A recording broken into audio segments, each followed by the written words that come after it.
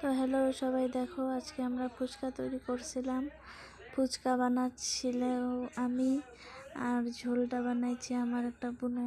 তো এই তো আমি খেতে বসে গেছি একটু টেস্ট করার জন্য ফুচকাটা কেমন হয়েছে। তারপরেই তো সবাই মিলে বসে পড়েছি ফুচকা খাওয়ার জন্য। সবাই এবার রিভিউ দেবে কি করে কি কারটা কেমন টেস্টি হয়েছে।